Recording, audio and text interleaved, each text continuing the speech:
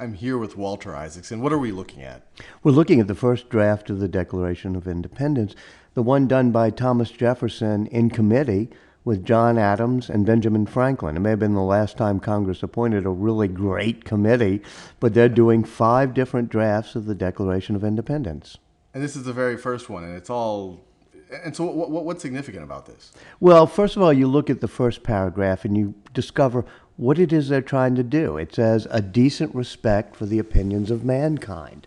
So basically, this is them trying to do a propaganda document in a way, one that sort of says, here's why we're having this revolution.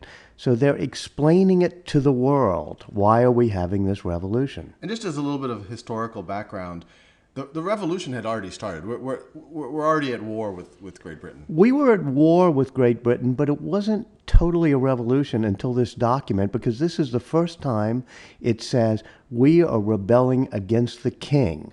Before this document came out, we were fighting, and we were fighting with the British about the taxes they imposed, and we the Americans, were blaming it on the ministers and the people who are running the government in England, but we weren't necessarily rebelling against the king. In this document, we say we're going to be free and independent and separate from the King of England.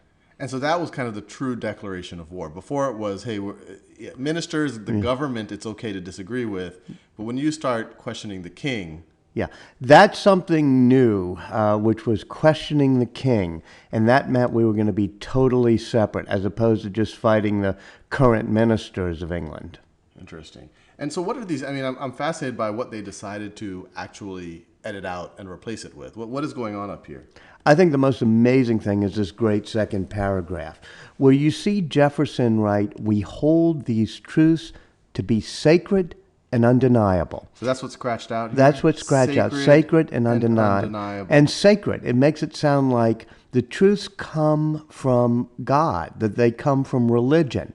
And what you see is this crossing out that most of us think Benjamin Franklin did, because those are sort of his slashes, because he was a printer and he used a heavy black pen and he used a backslash the way printers do. And he writes in the words self-evident instead of sacred.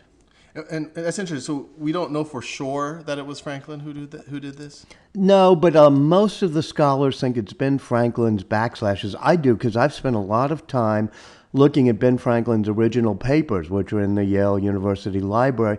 And so I'm used to his penmanship. I'm used to the way he uses, backslashes. And to me, that's pretty distinctively Ben Franklin. Carl Becker and other great historians also believe that was Ben Franklin's edit.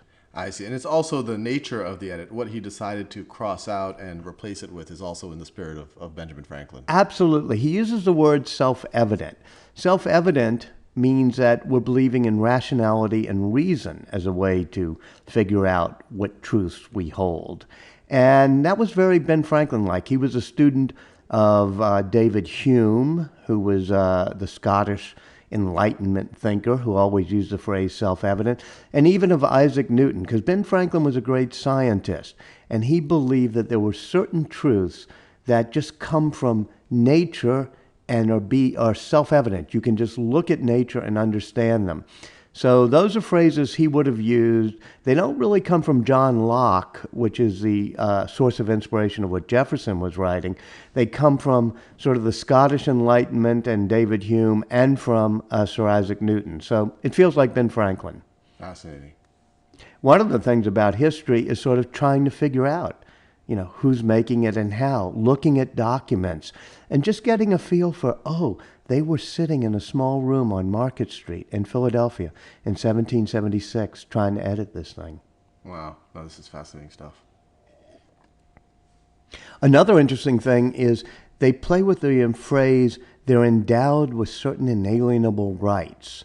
And then you see John Adams's, I think, influence, endowed by their creator, is in this draft.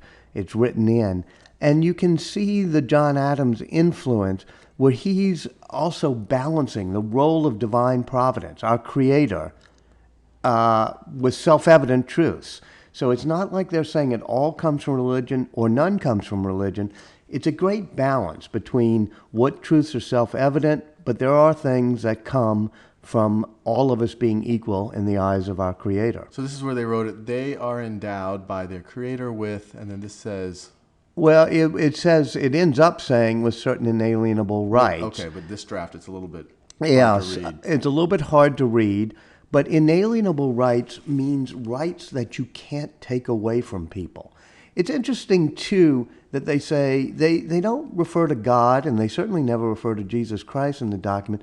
They refer to their Creator. And I think they're trying to be very inclusive because Ben Franklin and Thomas Jefferson were deists.